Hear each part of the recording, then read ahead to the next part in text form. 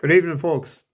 Mickey D, the Bookie Basher, with you with two selections for tomorrow on Tuesday, the 8th of March.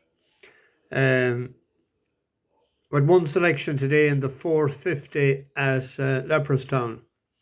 Hands up after the last fence. Who thought Echoes of Family was going to win? Hands up. I did. And I think he might definitely have won if he didn't get cannoned into by a horse 2 out. He didn't make a mistake. I heard the commentator saying he made a mistake. He didn't. So someone that careered into him, and he was lucky to stay, Harry Swan, to stay in the saddle at all. And I think it could have winded him or something. He just got caught in the latter end. Probably got outstayed by Super Citizen. I actually had the forecast in it. It paid 34 something. I was afraid of him, but I thought Echoes of Family was... Anyway, we won a few pound. We got her each way money, but a bit unlucky. That's twice in a few days now that we got cannoned into. Horses should stick to their own lanes, just like sprinters or swimmers, instead of coming over on our turf. So we made a bit of profit anyway, so that's the name of the game. Bit disappointed, but so that's racing, as they say.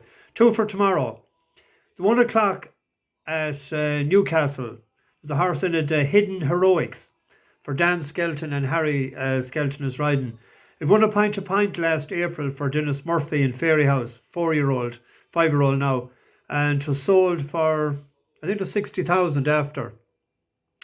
Ran first time out for the Skeltons end of October, and it was 4th of 8, but it ran behind a good horse there, Tamar Bridge. It was raised 128. A decent horse like, and then 3 weeks later it ran in a 2.5 mile race in Ascot, and it was won by Dr. Kin for Ollie Murphy, but he was right up there, I thought, coming to the last, and it just looked like as he ran out of puff or something. So it's no surprise to read that he is after having wind surgery. So the trend this year in a lot of horses is that they improve more so on the first run back after wind surgery than it used to be the case the second run back. So I'm going on that. It's a 7-2 shot. It's worth the pint win. The favourite in it is Hasty Brook. It won a maiden hurl in Clonmel on the 6th of January for Joseph O'Brien, but it's over 2 miles, and it wasn't that great of a hurl race. There's not great stuff in it, as you get on some of the provincial tracks in Ireland. So it's first run for Rebecca Menzies, and it's stepping up to 2.5. Now it did stay on well after the last day, and it could be a force tomorrow, but I'm just going on the form that I've seen. So that's the 1 o'clock at Newcastle, Hidden Heroics, 7-2 a pint win. And then in the 4:05 at Sandown, Benson. To look at his forum figures, it reads more like a phone number, but he has decent form at Sandown. He won in Sandown in December 2020 off 127, 2 mile race, soft ground. But he seems, in my opinion, all the time that he needs more of a trip. He went up £10 for that.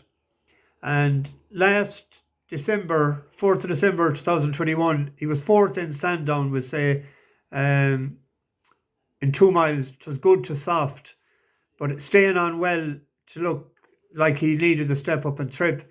And then in middle of January there, he was 4th in Weatherby, and he was gambled on that tip from 6 into 7-2. He went off favourite, and half a piece won that, and Ballyandy was second, and Ballyandy has won since.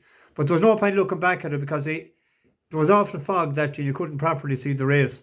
So it just looked like he got tapped for toe or something. I don't know what happened in the middle of the race. But back again at Sandown, he's an 11-2 shot. I think he's worth a 2 pint win. Gift maker for Jamie Snowden is the favourite at 7-4. It has won 2 hurl races. It won one in Chepstow, I think, in Carlisle.